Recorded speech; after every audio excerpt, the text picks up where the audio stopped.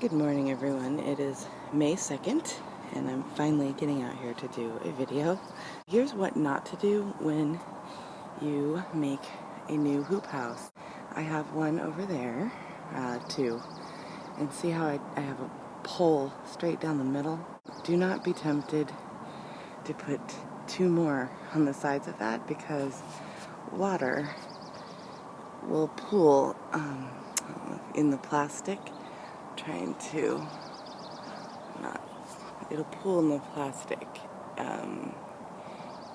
in that area, and then the plastic will come down and almost kill your plants.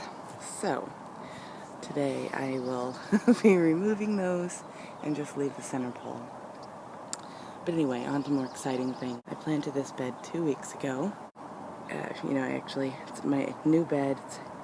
It's a 4 by 12, and I'm really excited. I had soil delivered, so it's all good soil. I threw in some azomite and organic fertilizer. I put this red mulch. Now that we got rid of that tree, we will have full sun here, so I'm expecting good things from this. Anyway, just real quickly, these are my purple tomatillos.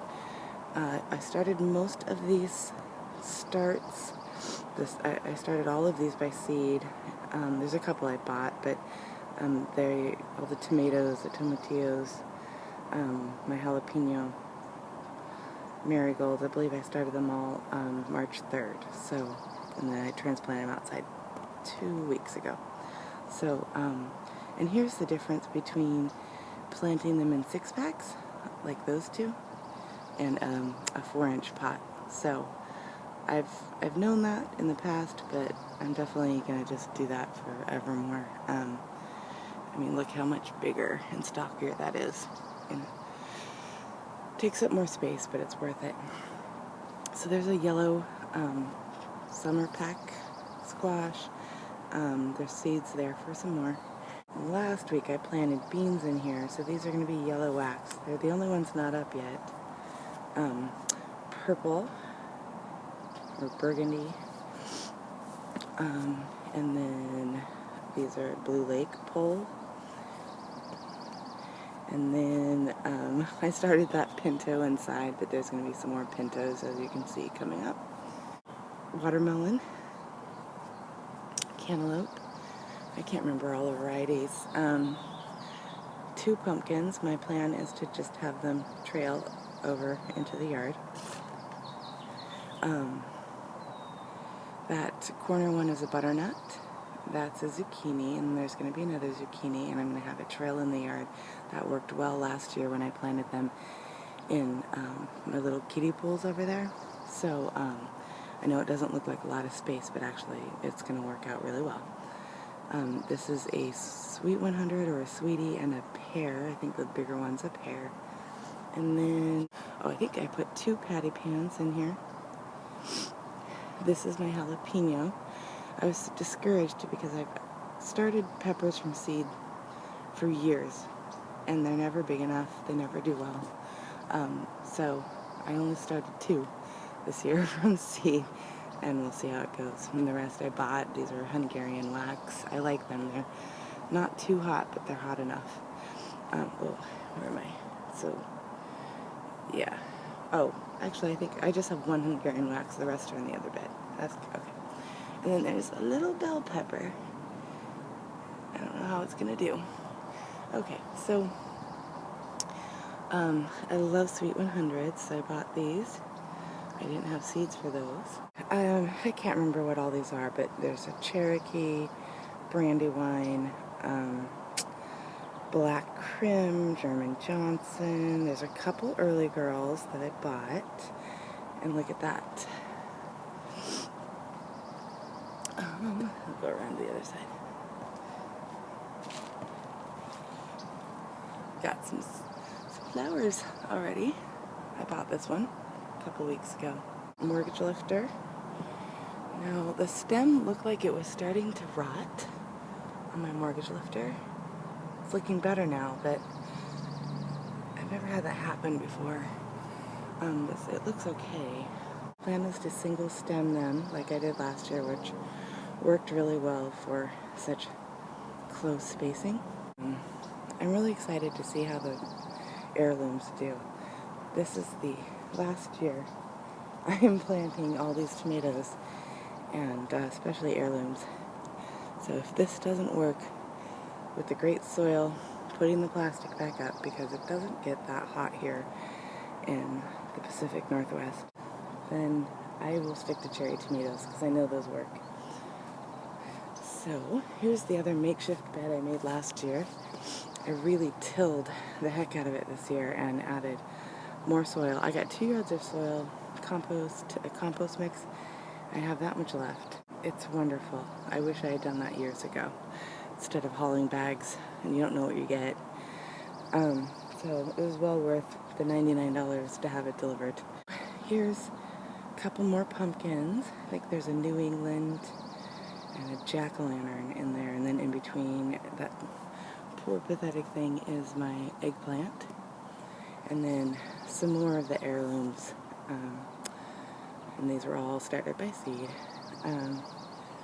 On this side I've got a whole row of Jersey Night asparagus. You'll see how that works. Down here I've got some seeds for yellow summer pack squash and zucchini. Oh, here's 2 watermelon. Again, I'm going to have these trail out into the yard when they start getting bigger. A butternut, patty pan, and then I think the 2 little ones are sweeties, and then this one's a yellow pear. So this stuff is just doing great.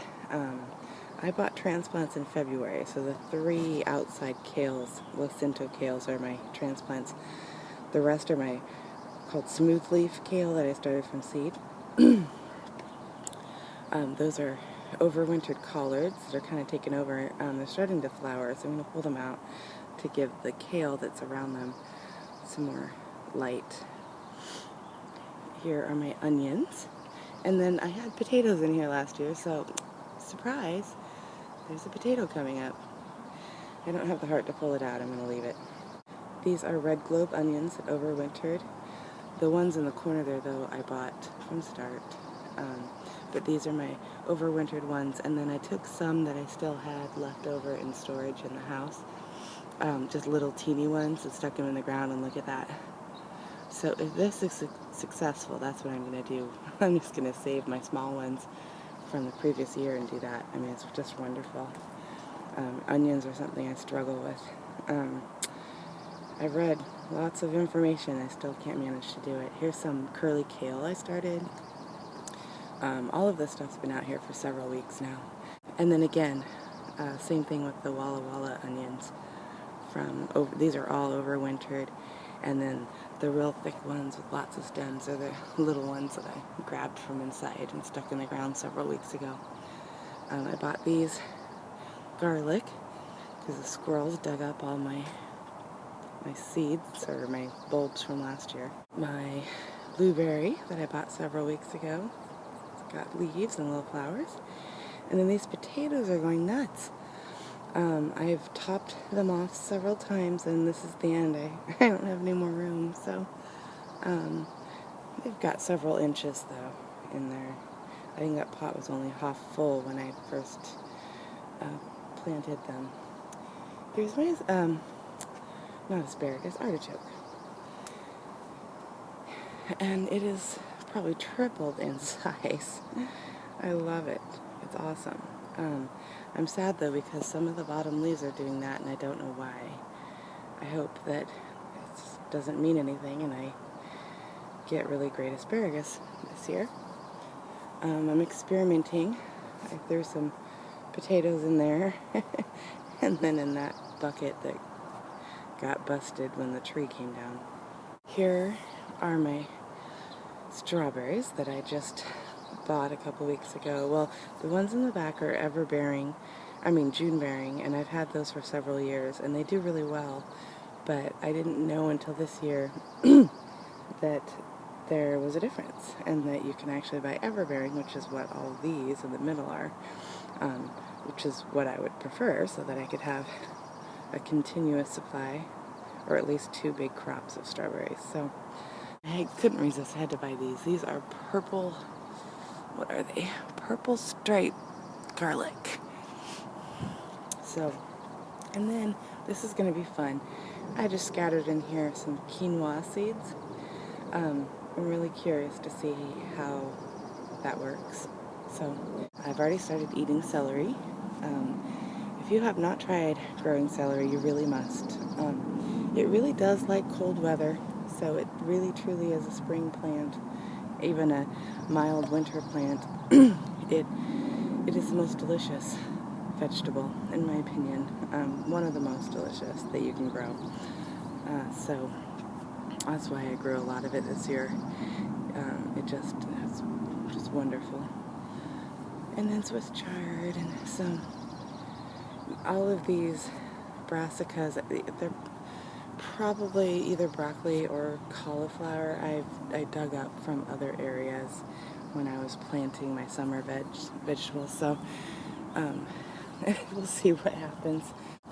Here are some more red globe transplants. I bought some Swiss chard mixed in there. Candy onions. I was really excited to see those. I bought those at Home Depot. Some Swiss chard, some more onions. And then here's my default bed that's got everything, all leftovers. The Swiss chard I had been overwintering in my salad table, and I had to pull it out and put it in here. This is a cauliflower that overwintered. I have high hopes for it. And then just some other random things.